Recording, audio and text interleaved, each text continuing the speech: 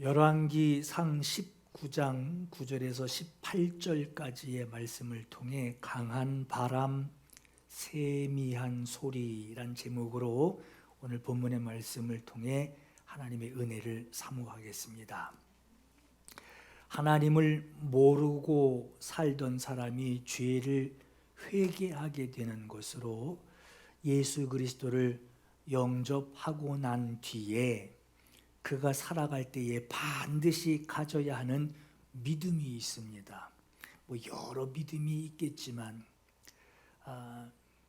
반드시 가지고 있어야 하는 믿음이 있어요. 그것이 바로 하나님이 나와 항상 함께 하신다라고 하는 이 믿음이에요. 이 믿음은 내가 하나님은 나와 함께 하신다 하고 억지로 믿어드리는 그 믿음이 아니라 여러분 영접해서 내 안에 들어오셨다라고 하는 것은 어떤 내가 그 논리대로 그 이론대로 내가 살아볼게요 하는 어떤 이념이 내 머릿속에 들어온 것이 아니라 어떤 생각이 들어오는 것이 아니라 영접한 거예요. 다시 말해 실체이신 분이 내게 들어오신 것이고, 내게 들어올 때 내 생각으로만 그분을 대하는 게 아니라 그분의 인격이 내 안에 들어와서 내 생각을 그 인격이 변화시켜 주시는 실체이자 인격이 내 안에 들어온 겁니다. 또 그분이 들어오셔서 목석같이 가만히 계시는 분이 아니라 나에게 들려주시는 그분의 말씀이 같이 들어온 거예요. 그러니까 내 영접했다 그러면 그분이 아주 어떤 이론이나 어떤 이념이 들어온 정도가 아니라 아주 실체가 악수하면 온기가 느껴지듯이 말이에요. 이렇게 끌어 한번 안게 되면은 그 마음이 느껴지듯이 그 실체가 내 안에 들어온 것이고 그분의 인격, 하나님의 뜻이 내 안에 들어온 것이고 그리고 그분이 말씀으로 내게 가르치시고 나를 인도하시고 이끌어 주시는 그 말씀까지 내 안에 들어온 것이 바로 영접이에요. 볼지어다 내가, 예수님이 말씀하신 거예요. 내가 세상 끝날까지 너희와 항상 함께 있으리라 그랬어요. 예수님이 실체가 되신 분이 오셔서 내가 너희와 항상 함께 할 것이다 이렇게 말씀하셨단 말이에요. 또 내가 아버지께서 또 다른 보혜사를 너희에게 주사 영원토록 너희와 함께 있게 하리니 그는 진리의 영이라 세상은 영이 그를 받지 못하나니 이는 세상이 그를 보지도 못하고 알지도 못함이라. 그러나 너희는 그를 아나니 그는 너희와 함께 거하시며. 아주 두루 실체가 들어오셨단 말이에요. 눈에 보이지 않아서 그렇지 실체가 들어왔단 말이에요. 그는 너희와 함께 거하시며 너희 속에 계시겠습니다. 보혜사 곧 아버지께서 내 이름으로 보내실 성령 그가 너희에게 모든 것을 가르치시고 아까 주님이 말씀을 내게 하시는 말씀을 가지고 이제 그분이 들어오신다 그랬죠. 내가 너희에게 말한 모든 것, 그 모든 것을 생각나게 하리라. 실체이기 때문에 인격이시기 때문에 이런 일이 있다라고 하는 거예요. 평안을 너희에게 끼치노니 곧 나의 평안을 너희에게 주노라. 내가 너희에게 주는 것은 세상이 주는 것과 같지 아니하리라. 너희는 마음에 근심하지도 말고 두려워하지도 말라라고 하셨어요. 여러분 이렇기 때문에 우리가 예수님 영접하고 반드시 이건 아주 죽기 살기로 지켜야 돼요. 알고 있어야 돼요. 반드시 가져야 하는 믿음이 뭐냐? 내 안에 인격으로 오신 내가 거두어 드리는 게 아니라 그분이 인격을 가지고 나를 인도하시려고 나를 이끄시려고 인격, 뜻을 가지고 들어오신 그분을 내가 실체, 그분을 실체로 맞이해서 그분을 인정해 드리는 것이고, 내 안에 들어오신 그분이 내게 하시는 말씀이 있단 말이에요. 그것이 내가 글로 읽는 것이든 소리로 듣는 것이든 주님이 하시는 말씀이 내 안에서 함께하고 계시다라고 하는 것을 확정하는 것. 이 확정한다라고 하는 것은, 여러분, 내가 살다가 이렇게 좋을 때 있단 말이에요. 상황이 좋을 때. 좋은 상황에서 주님을 대하는 것이든, 내가 사는데 아주 안 좋은, 아주 열악하고 아주 힘든 상황에서 주님을 대하는 것이든, 내 안에 이렇게 함께 하시는 분이 내 안에 나와 함께하고 계시다. 그가 나에게 하시는 말씀이 내 안에 계시다. 내가 좋은 상황에서 그분이 내게 하시는 말씀이 있고, 내가 어려운 상황에서 그분이 내게 하시는 말씀이 있단 말이에요.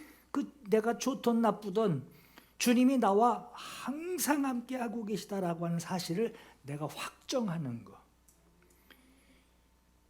이걸 억지로 인정해 드리는 게 아니에요. 막 이를 갈면서 주님이 나와 함께 하신다. 이를 갈고 억지로 인정하려는 게 아니라, 영접한 이후에는 들어오셨기 때문에 주님이 나와 함께하고 계시다라고 하는 것을 아주 당연하게, 실체를 인정하듯이 당연하게 그 사실을 고백을 하고 인정을 하며 받아들이는 거예요.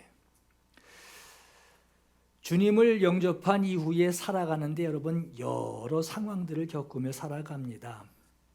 예수님 영접하고 살아가는데 어떤 때는 막 잔치자리 와 있는 것 같이 흥이 나고 유쾌한 어떤 상황도 있을 거예요. 아주 기분 좋고 감사한 상황이 있을 거예요. 근데 또 반대로 또 그 반대 상황이 있단 말이에요. 내 생활의 입지가 사는 모습이 성공을 기뻐하는 상황이든, 됐다 하고 기뻐하는 상황이든, 현실이 정말 불안한 상황이든, 그때도 분명한 사실이 뭐냐, 하나님이 그때도 나와 함께하고 계시다라는 이 사실만은 잊지 말아야 합니다. 하나님은 우리와 함께 하시는 분이십니다. 여러분, 여기에 함께 한다라고 하는 것을 우리가 좀 잘 이해하셔야 되는데, 하나님이 함께 하시는 거예요. 하나님이 함께 하시는 거.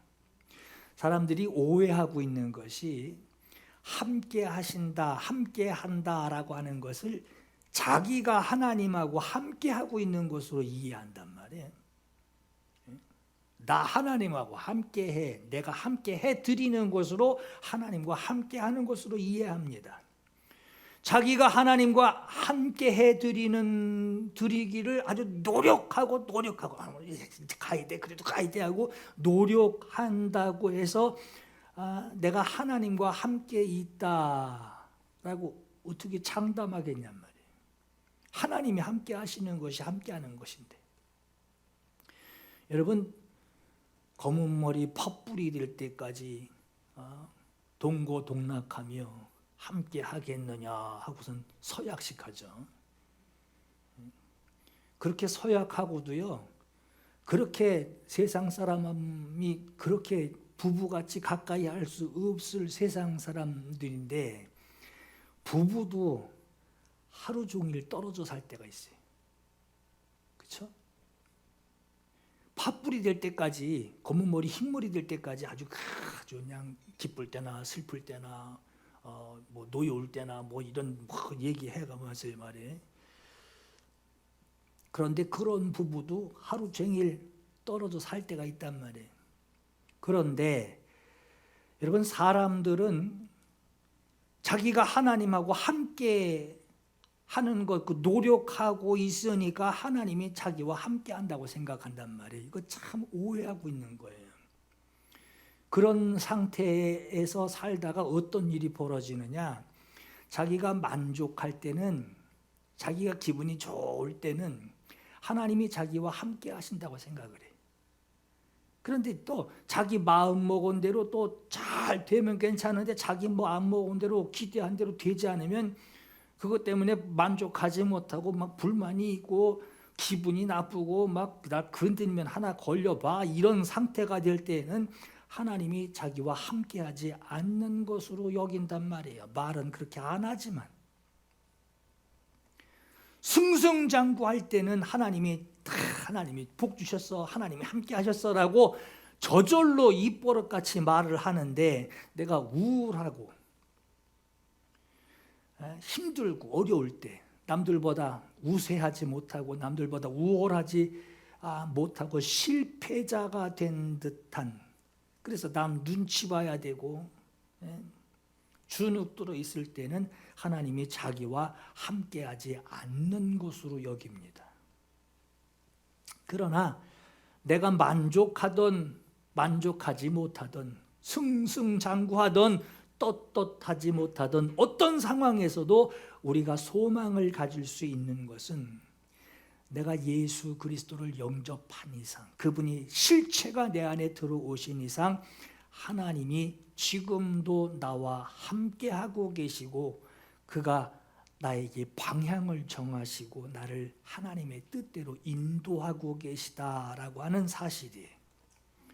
여러분, 오늘 본문의 내용은요, 우리 이제 3주 동안 연이어서 엘리야 얘기를 하고 있는데, 엘리야가 그 갈멜산 위에서 아주 영적 전쟁을 치렀단 말이에요. 이제 산 위에서는 아주 말이 분명하고 레이저 쏘듯이 아주 또박또박 분명하고 자를 것 잘라버리는 어떤 분명한 태도, 행동이 있었는데, 그런 당당하던 엘리야가 지금 산 아래로 내려와서는 그렇게 분명하고 그렇게 당당했던 그의 모습은 사라지고 말 한마디를 듣게 돼요. 말 한마디, 그 한마디 듣고 나서 위에서 당당하던 그 모습은 사라지고 지금 두려워 떨며 도망자 신세가 됩니다. 하늘에서 큰 비가 내릴 때까지만 해도 갈멜산에서 모든 사람의 시선을 받을 만큼 빛을 받던 엘리야가 마차 타고 이세벨에게 달려간 이 아합이 엘리야가 산 꼭대기에서 행한 일들, 이세벨이 후원하던 그 바알 선지자들을 다 칼로 다 죽여버렸다라고 하는 것을 이세벨에게 말해줍니다. 그 이세벨이 화가 나서 선지자들을 다 죽였고 하늘에서 불이 임했으면 이세벨이 더 두려워 떨어질 텐데 오히려 반대가 됐단 말이에요. 낙심해야 할 만큼 화가 났어요. 엘리야를 반드시 죽이겠다라고 아주 그냥 장담을 하는 그 소리를 엘리야가 듣고 두려워서 도망가게 됩니다. 갈멜산에서 내려와서 엘리야가 도망한 이 부엘세바에서 호렙산까지 그 거리가 400km예요.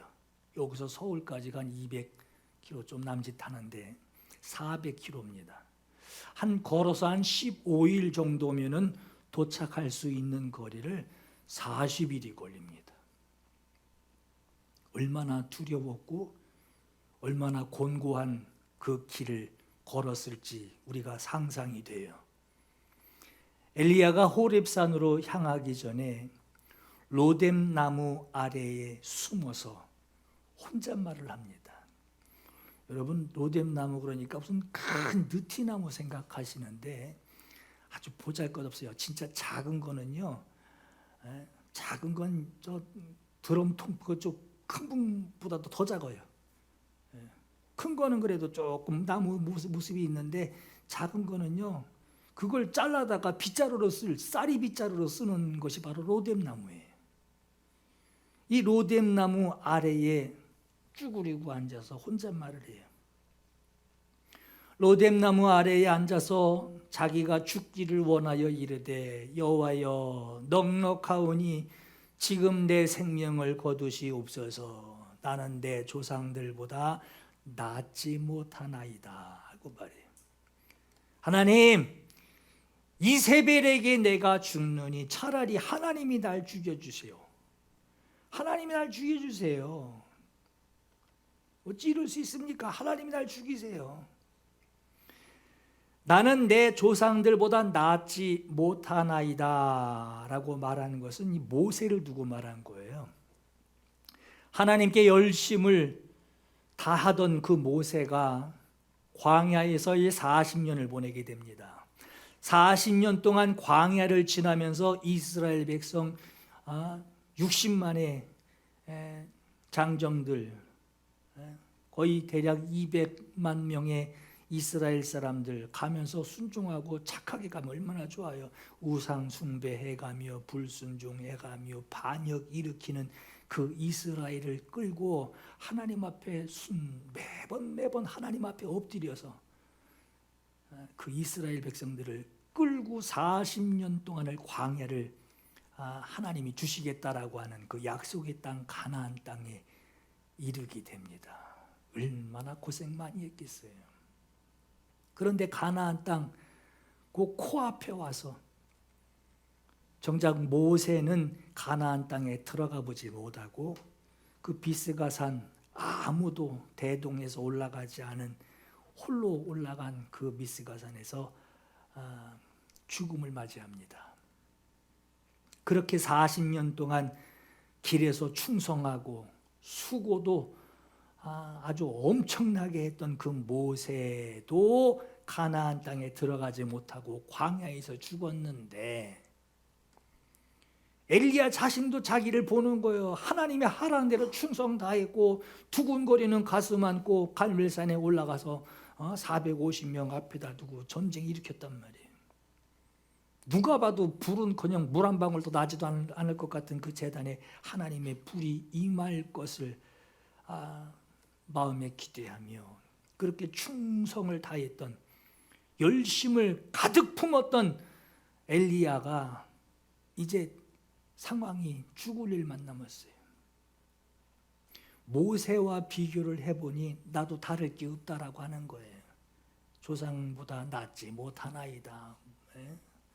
모세는 가나안 땅 못 들어갔는데 나라도 어떻게 좀 승장구하는 것이 이어져야 되는데 여기서 날 죽게 하십니까? 이세벨에게 주노니 하나님 날 죽여주십시오. 모세도 하나님이 더 데리고 들어가셨으니 하나님이 날 죽이십시오. 이런 엘리야의 투정, 자기 입장, 하나님 앞에 납득시키려고 하는 이 말, 이 모습이 정말 맞는 소리일까? 여러분, 오늘 우리에게 적용을 해본다면 이렇게 생각해 볼 수 있어요. 누구보다 열심히 예수 믿어요.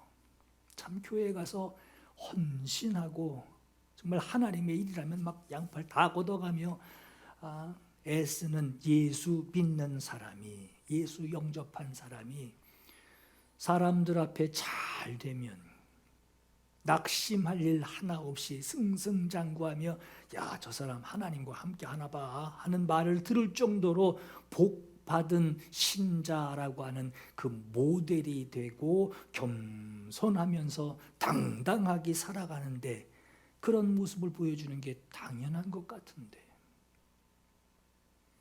삶이 그렇지만은 않잖아요. 잘 되면 하나님이 함께하는 것 같고 잘 안 되면 하나님이 멀리 계시는 것으로 생각들을 합니다.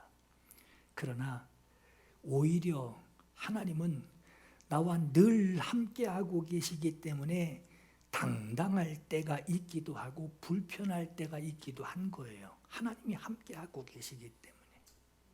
하나님이 함께하고 계시기 때문에 하나님 앞에 불편하고 하나님 앞에 당당하지 못할 때 있는 거예요. 여러분, 오른손 대부분 오른손잡이죠. 오른손잡이가 있고 왼손잡이가 있어요. 근데 왼손은 필요 없고 오른손만 있으면 된다고 오른손만 가지고 있다면 박수 칠 때는 소리가 안 나요. 오히려 진심으로 믿음으로 순종하려는 그것 때문에 세상에서 어려움 당하고 곤란한 일을 당하기도 합니다. 여러분 일하다 보면요, 혼자 일 안 하고 같이 이제 함께 일할 때가 있어요. 협력하게 되는 건 참 좋은 일입니다. 근데 가끔 이런 일이 일어나요. 함께 같이 협력하며 일하던 사람 중에 그 사람만 어떻게 더 수고하고 애쓰는 일이 생기는데, 그런 일이 많으면 많을수록 그 애쓰는 사람의 마음이 뭘 생각하냐 하면 자기가 일을 계획하고 자기가 진행하는 것으로 착각을 합니다.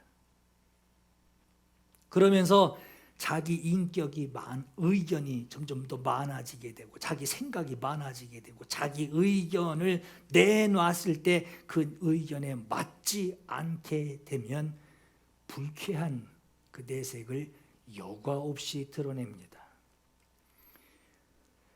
여러분 함께 일할 때에 그 일을 계획하고 그 모든 결과물에 대한 책임을 지는 수장이 따로 있어요. 그런데 마치 이 모든 일들을 자기가 손을 많이 가고 자기가 시간을 많이 들이고 공을 많이 들여서 영향을 끼치는 주도자가 자기인 것으로 착각을 하고 자기 의견 이렇게 해야 합니다 하는 자기 의견이 수렴되지 않으면 엉뚱한 생각한단 말이에요.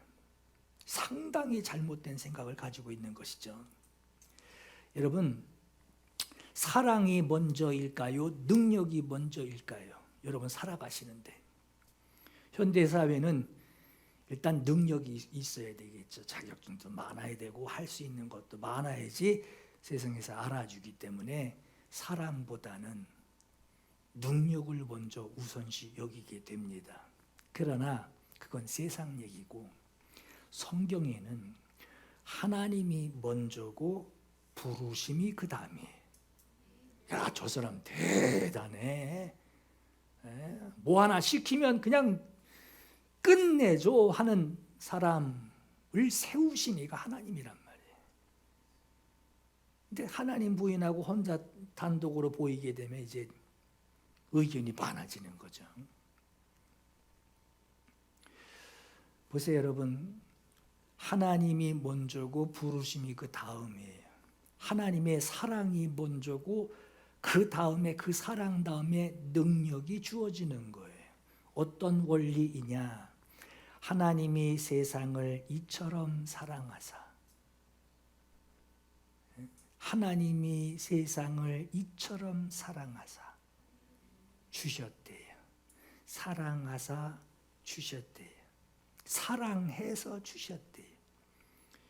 내가 방언과 천사의 말을 할지라도 사랑이 없으면 소리나는 구리와 울리는 꽹과리가 되고, 얼마나 시끄럽기만 하냔 말이에요. 사랑 없이. 내가 예언하는 능력이 있어 모든 비밀, 모든 지식을 알고 또 산을 번쩍 들어 옮길 만한 그런 믿음이 있을지라도 사랑 없으면 아무것도 아니에요. 내가 내 몸을 불사르게 내어줄지라도 사랑이 없으면, 그렇게 구제를 한다 해도 사랑이 없으면 내게 아무 유익이 없느니라 했어요. 사람이 마음으로 자기의 길을 계획을 해도 그 걸음을 인도하시는 분은 하나님이시다 그랬어요. 하나님이 인도하신단 말이에요. 지가 잘나서 그냥 튼튼한 다리 가지고 막 뛰어다니는 걸로 알고 있는데 하나님이 인도하신단 말이에요. 일을 행하시는 여호와, 그걸 만들어서 일하기 위하여 그걸 만들어서 성취해내시는 여호와라고 그랬어요. 뭘 말씀합니까?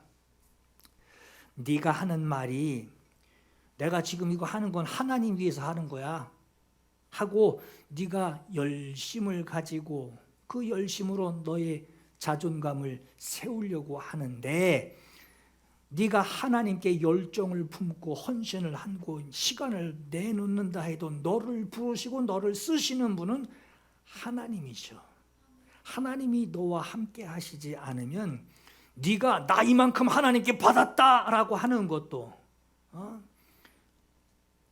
이렇게 하는 게 좋겠습니다 하고 네가 내놓는 그 모든 의견도 하나님을 믿으려면 크게 믿어야지 하고 스케일이 큰 그 믿음도 하나님이 너와 함께 하시지 않으면, 하나님 없이 크게 자랑하고 내놓고 보인다고 해도 하나님 없이 하는 네 열정은 그거 아무것도 아니라고 하는 거예요. 반대로 뒤집어서 얘기를 하면 하나님이 너와 함께 하시기 때문에, 하나님이 너와 함께 하신다, 하나님이 너와 함께 하시기 때문에 네가 받은 것이 변변치 않아 보여도, 네가 내놓을 만한 요만한 지식이 의견이 없어도 작은 것에도 충성하는 그 믿음만 가지고 있어라. 네가 하나님을 붙들고 있는 것이 아니라 하나님이 너를 붙들고 있는 것을 너 절대 잊지 말아라 하는 거예요. 이스라엘이 우상 숭배 때문에 하나님을 떠나 있을 때 우상을 숭배하는 이스라엘을 하나님은 버려버리지 않으셨어요. 하나님께 버림을 받은 것이 아니라 오히려 그럼에도 하나님은 그 우상 숭배하는 이스라엘을 향하여 시선을 딴 데 두지 않으셨단 말이에요. 하나님이 그렇게 이스라엘, 우상 숭배하는 이스라엘을 하나님이 그들과 함께 하셨기 때문에 일어난 일이 뭐냐? 3년 6개월 동안 하늘의 비도 땅에 이슬도 없게 하신 거예요. 땅에서 난리가 나죠. 하나님이 계시면 이럴 수가 있냐? 없다. 이렇겠죠. 근데 하나님이 함께하고 계시기 때문에 하늘의 비를 막으시고 땅에 이슬을 없이 하신 거란 말이에요. 그리고 엘리야에게 내가 비를 지면에 내리리라 하신 것은 하나님께 돌아오게 하시려는, 하나님께 돌아오게 하시려는 하나님의 사랑이었단 말이에요. 이렇게 하나님의 사랑이 먼저가 돼서 이스라엘에게 하나님이 함께 하시는 것을 시작으로 엘리야, 그 대단한 엘리야가 아합 왕 앞에 당당하게 나아갈 수 있었던 것이고, 하나님의 사랑이 있었기 때문에, 하나님의 사랑이 먼저였기 때문에 바알 선지자 450명 세워놓고 그 무너진 제단 수축해서 하나님의 응답을 당당하게 구할 수 있었던 것이고, 하나님의 사랑이 먼저였기 때문에 아무도 듣지 못해도 큰 비를 내리게 하시는 백성들을 향한 하나님의 뜻이 무언지를 알았기 때문에, 그 사랑을 알았기 때문에 다가오는 큰 빗소리를 엘리야가 남들은 못 들어도 그는 들을 수 있었다는 거예요. 엘리야의 모습만 보면 하나님의 역사 한복판 한가운데에 있는 정말 대단한, 정말 과연 대단한 인물이다, 참 엘리야 대단하다라는 생각이 들 거예요. 그러나 우리가 주목해야 하는 것이 그 대단하게 보이는 그 엘리야를 하나님이 부르셨어요. 하나님이 부르셔서 대단하신 하나님을 보게 하는 엘리야의 모습을 보게 된 거예요. 하나님이 일하시는데 엘리야를 사용하셨을 뿐입니다. 누가 일한 겁니까? 하나님이 일하신 거예요. 다시 말해서 하나님이 엘리야와 함께 한 것이고, 엘리야는 하나님의 뜻에 순종하기만 했던 거예요. 엘리야나 오늘 여기 있는 오늘 저와 여러분 다른 것 같지만 참 대단한 분이다 하는 것과 참 볼품없는 나다 이렇게 구분 지을 것 같지만, 그 사람이나 우리나 하나님께 부르심 받은 건 똑같습니다. 하나님이 함께 해 주시기 때문에 우린 순종하는 거예요. 하나님이 함께 하시지 않는데 내가 순종할 게 뭐가 있어요? 함께 하시기 때문에 순종하는 거예요. 하나님 앞에 엘리야는 대단한 사람이 아니라 하나님 앞에 서 있는 우리와 다를 것이 없는 사람이라고 하는 거예요. 야고보서 5장에 이런 말씀이 있어요. 엘리야는 우리와 성정이 같은 사람이로되 그가 비가 오지 않기를 간절히 기도한즉 3년 6개월 동안 땅에 비가 오지 아니하고 다시 기도하니 하늘이 비를 주어 땅이 열매를 맺었느니라. 그렇죠? 여기 성정이 같은 사람이로되 하는 이 성정이 뭐냐? 성질이에요, 성질. 그 사람이나 나나 성질도 같고 나하고 다를 것도 없고 똑같은 사람이라고 하는 거예요. 야, 어떻게 기도했더니 비가 그치고 기도했더니 큰 비가 내렸대. 야, 대단하다. 특별한 사람으로 보이지만 엘리야가 기분 나빠서 하늘 닫아버린 게 아니거든요. 기분이 풀려서 이젠 내 마음도 풀렸네 하고 기분 풀려서 비를 내리게 했다라고 하는 것이 아니라 하나님이 이스라엘 백성들에게 우상 숭배하는 그 짓거리에서 돌이키게 하시려고, 우상 숭배에서 돌이키게 하시려고 나타내신 사랑 때문에 비가 그친 것이고 사랑 때문에 비가 내린 거예요. 여러분, TV에서 볼 수 있는 그 유명한 사람들을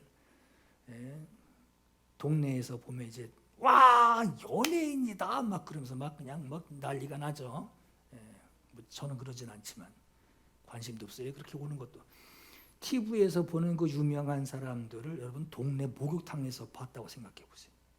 같이 뻘개 벗고.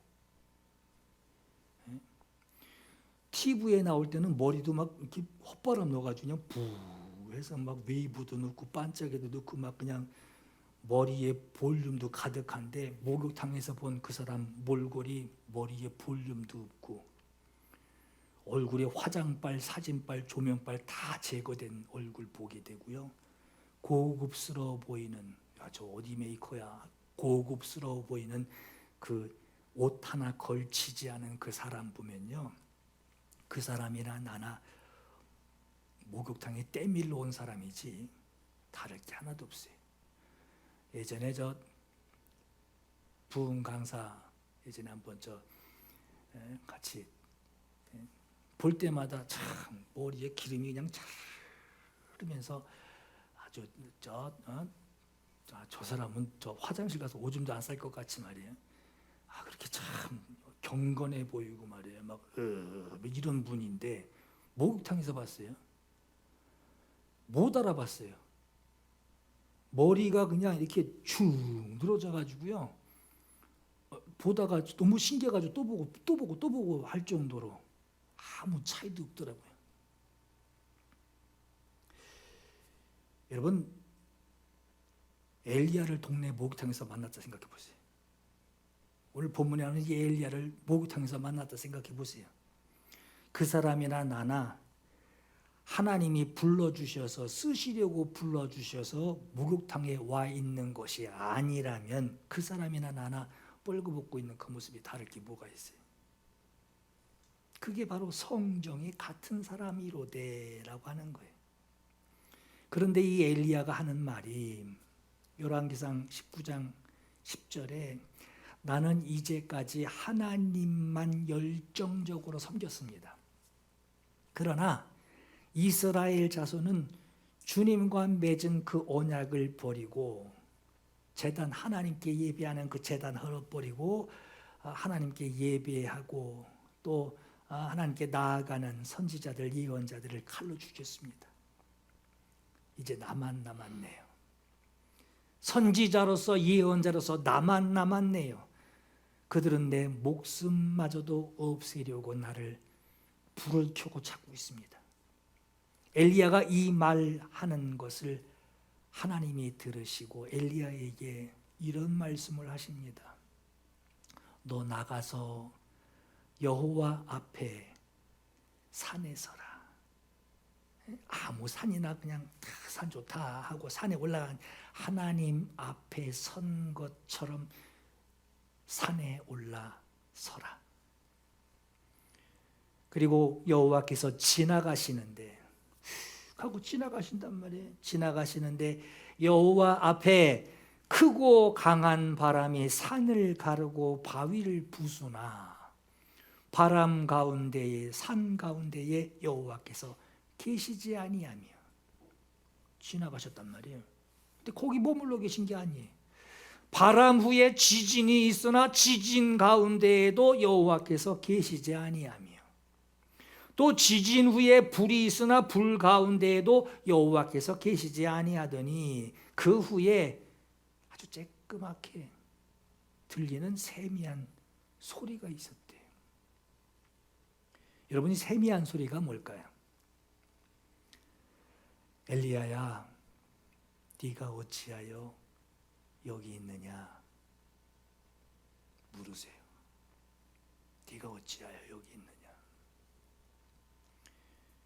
하나님이 보래니까 지금 여기 산에 올라와서 하나님 보래매요. 그래서 서 있는데 지진 나더니 없어졌네. 불 일어나더니 없어졌네. 바람 불더니 없어졌네. 네가 왜 여기 서 있느냐. 하나님 없네요. 이르시기를 나는 이스라엘에 7,000명을 남겨놨다. 그가 어떤 자들이냐. 바알에게 무릎 꿇지도 않고 바알에게 입 맞추지도 않고 바알을 숭배하지도 않는 사람 7,000명을 내가 남겨놨다. 지금 하나님께서 엘리야에게 뭘 가르쳐 주시려고 지금 이 말씀을 하시는 것이냐. 우리 그 말 이렇게야만 해석들 많이 들었을 거예요. 너 아니어도 돼. 너 하기 싫으면 가. 너 말고도 7,000명이 나 좀 써달라고 줄 서서 기다리고 있어. 이 뜻이냐? 아니요. 오히려 반대. 이 말씀은 오히려 네가 한 일로 생각하지 마. 그렇게 착각하지 마. 나만 남았는데 나 진짜 죽이려고 그래요. 너를 그렇게 할 수 있게 쓰신 분이 있어.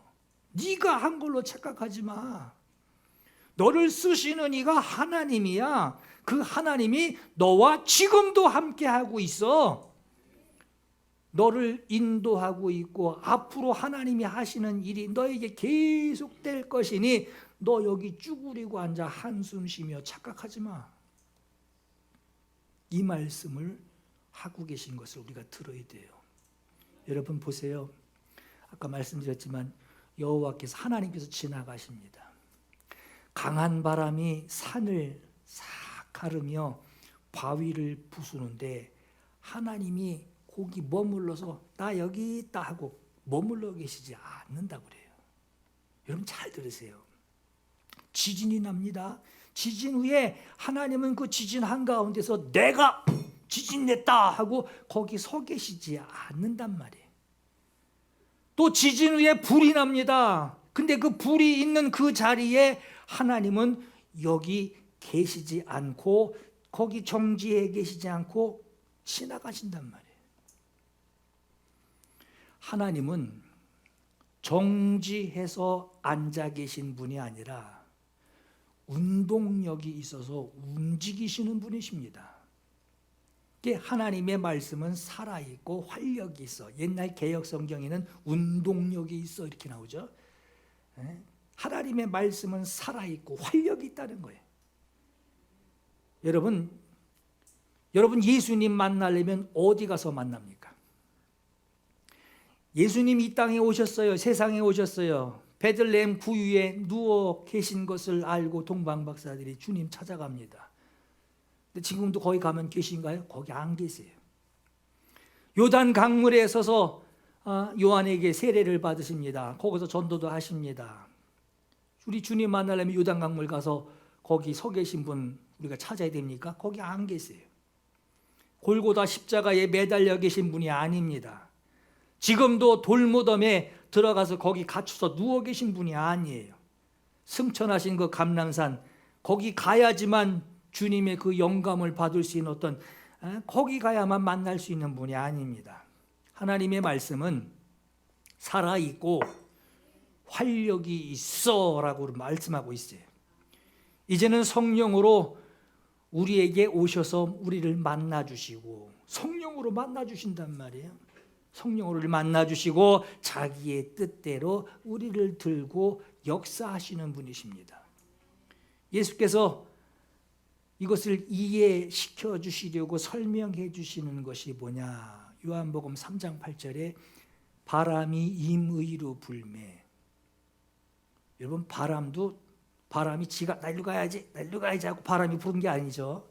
바람이 그쪽으로 부는 이유가 있단 말이에요.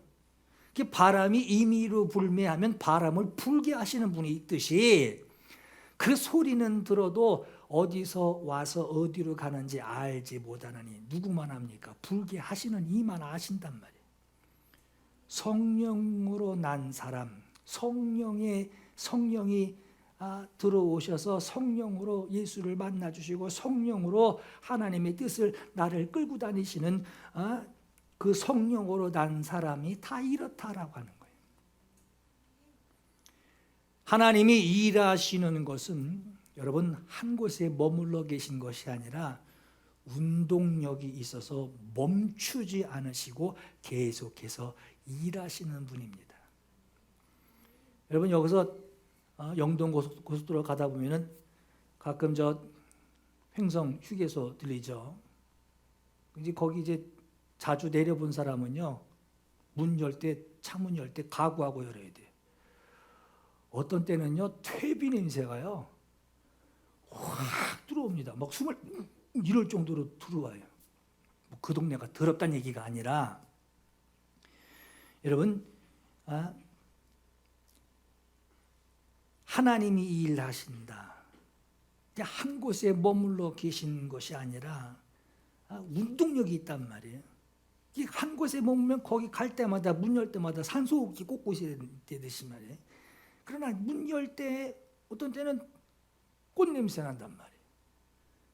이게 이렇게 운동력이 있단 말이에요. 이 멈추지 않고 횡성에 똥내나 이건 멈춘 거죠.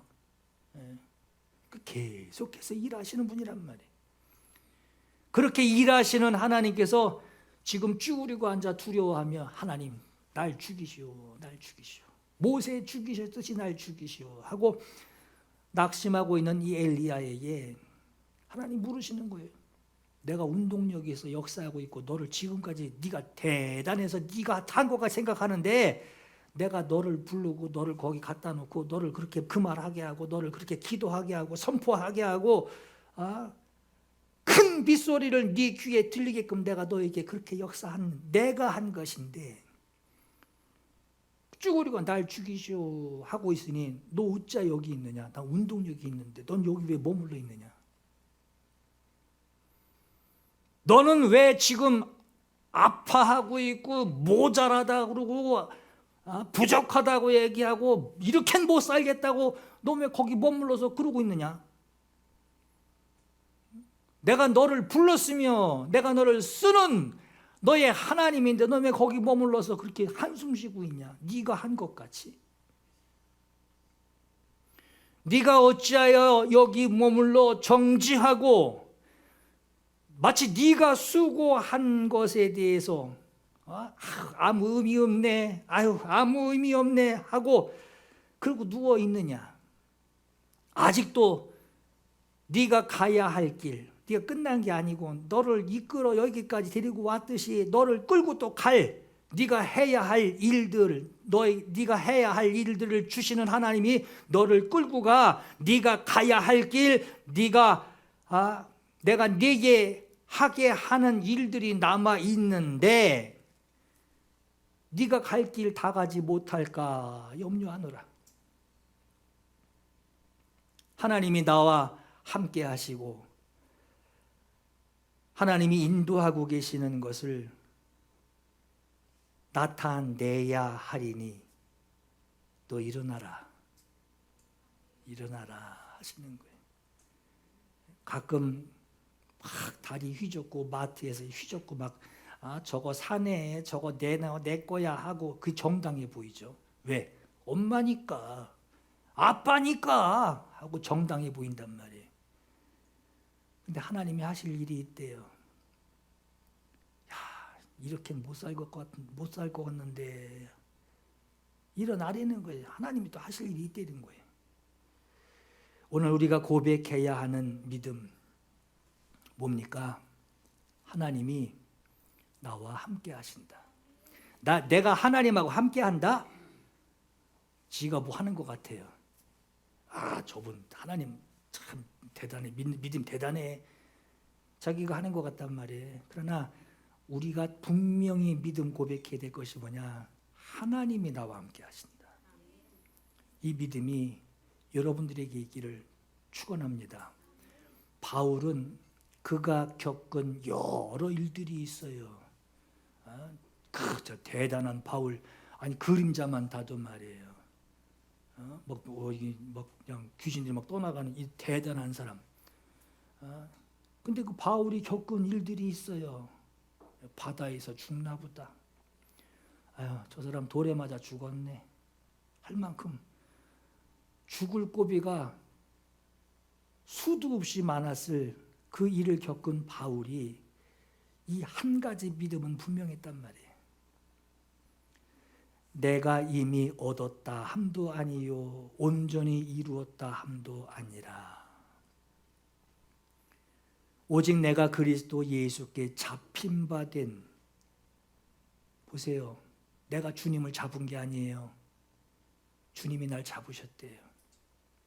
그거대로 끌려가겠다는 거예요. 그거대로 여기서 죽겠네. 주님 앞에 붙들려서 여기서 죽겠네. 돌에 맞아 죽겠네.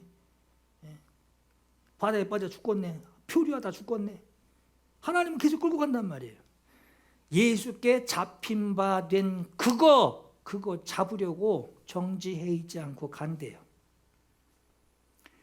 나는 아직 내가 잡은 줄로 여기지 아니하고 오직 한 일, 내가 해온 일들 말이에요. 뒤에 내가 해온 일들, 하나님이 나를 끌고 해오신 일들, 뒤에 있는 그 일들 다 잊어버리고 하나님이 나를 지금도 끌고 가시는 앞에 있는 것을 잡으려고 표대를 향하여 그리스도 예수 안에서 하나님이 위에서 부르신 부르심의 상, 그거 받기 위하여 내가 또 가노라. 내가 가는 게 아니야. 하나님 날 가게 하신단 말이에요.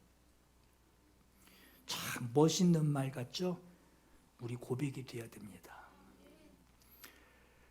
하나님의 살아계신 하나님이 나와 함께 하고 계시다라고 하는 거, 나와 함께 항상 함께 하시는 그 하나님이 나를 또 인도하고 계시다라고 하는 거, 그분 정지해 계시지 않아요. 늪에 빠진 것 같고 절망 가운데 있고 이래서 못 사는데 큰일 났다. 하나님은 거기다 두지 않으신단 말이에요. 또 끌고 가신단 말이에요. 네가 가야 할 길을 다 가지 못할까 봐 내가 걱정한다. 참 걱정만 끼쳐드리는 내 모습을 보게 되죠. 이 분명한 사실을 고백하는 오늘 저와 여러분 되시기를 예수 이름으로 축원합니다. 이 시간 주님께 구할 간절한 마음이 있기를 바랍니다. 두 가지 기도할게요. 살아계신 하나님, 일하시는 하나님, 일하고 계시는 하나님, 나를 불러주시고 이끌어 주셨으니 하나님을 따르게 하옵소서. 주님, 내가 하는 것이 아니라 나는 다만 순종하는 것이고, 내가 순종하기 때문에 주님이 나를 붙들고 또 쓰시는 줄로 믿습니다. 순종이 멈추지 않도록 나를 인도하옵소서. 두 번째, 작은 구름의 큰 빗소리를 들을 수 있었던 것 같이 이후에도 하나님이 하시는 일, 주님 순종하게 싸우니 보게 하여 주시옵소서. 듣게 하여 주시옵소서. 이 고백, 이 기도를 주님께 올려드리겠습니다. 사모하며 기도합니다. 내가 걷는 이 길이 험불어도 수가 있어도 내 심장이 울렁이고 가슴 아파도 내 마음 속으로 여전히 기뻐하는 까닭은 하나님은 실수하지 않으시면서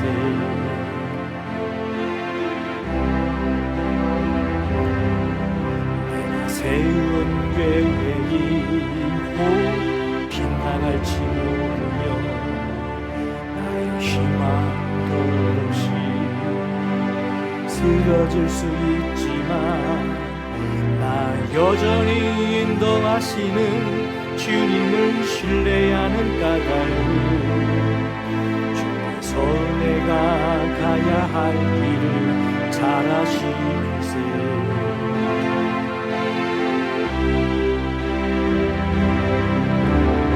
어두운 밤 어둠이 깊어 나를 다시는